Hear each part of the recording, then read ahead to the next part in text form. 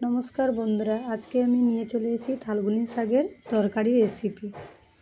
প্রথমে কড়াই গরম করতে দিয়েছিলাম, তারপরে 1 চামচ মতন তেল দিয়েছি।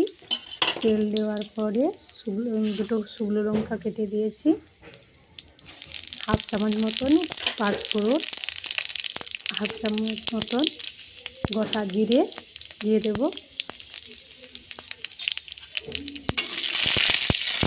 এই দিয়ে হালকা সেন্ট বেরোবে, দারুণ একটা সেন্ট বেরোবে। তারপরে আদা বাটা 1 চামচ মতন দিয়ে দিলাম, 1/2 চামচ হলুদের গুঁড়ো দিয়ে নেড়ে নেব। আদা গন্ধটা চলে গেলে, কাঁচা গন্ধটা চলে গেলে তারপরে আলুগুলো ছোটো করে ডুমো করে কেটেছিলাম, সেই আলুগুলো দিয়ে দিলাম। আগে থেকে ভালো করে ভালো করে ধুয়ে রেখেছিলাম, আলুগুলো দিয়ে দিলাম। আলুগুলো হালকা নাড়াচাড়া করে নেব। তারপরে জিরে বাটা দিয়ে দিলাম 1 চামচ মতো। জিরে বাটা দিয়ে নাড়াচাড়া করে নেব। আগে থেকে যে বেগুনগুলো করে কেটেছিলাম দিয়ে দিলাম, দিয়ে ভালো করে নেড়ে নিতে হবে।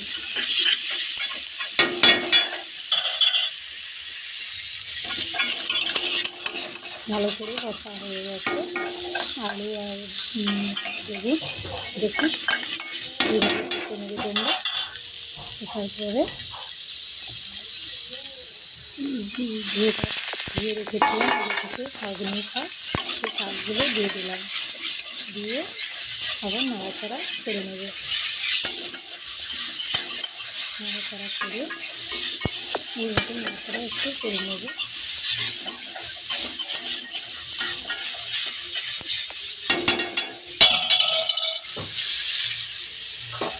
দেখুন এইভাবে নাড়াচাড়া করে নেবে।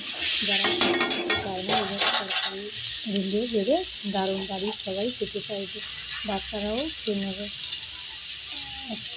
1 চামচ মতো নুন দিয়ে দেবো, দিয়ে ভালো করে নাড়াচাড়া করে নেব। যারা ধরো কাঁচা খেতে চায় না, তাদের এইভাবে তরকারি রান্না করে দেবে, দারুণ লাগবে।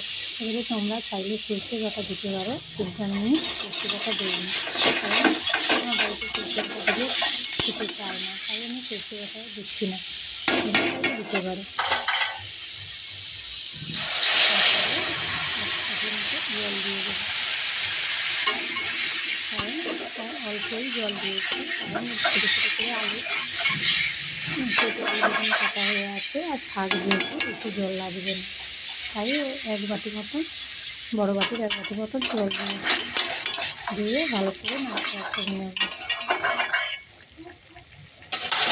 যেহেতু কষা হয়েছিল, আলু আর বেগুনগুলো হালকা করে কষে রেখেছিলাম, ওই কারণে অল্পই জল দিয়েছি। তোমরাও এইভাবে অল্প জল দেবে। এখন দিয়ে তারপরে ঢাকনা লাগিয়ে তারপরে আবার ঢাকনা দিয়ে আবার একটু নাড়াচাড়া করে নেব।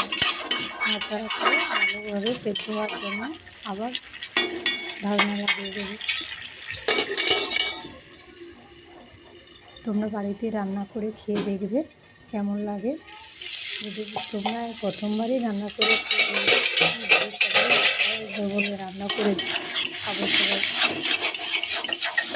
যদি তোমাদের এই রান্নাটা ভালো লাগে তাহলে একটা লাইক, শেয়ার, কমেন্ট করে কেমন হয়েছে। তারপরে দেখুন বন্ধুরা, হয়ে গেছে, জল শুকিয়ে গেছে। তারপরে 1 চামচ মতন সরষে তেল দিয়ে আবার ভালো করে একটু নাড়াচাড়া করে দেবো। হয়ে গেছে রান্না, রেডি হয়ে গেছে, এবারে তুলে নেব।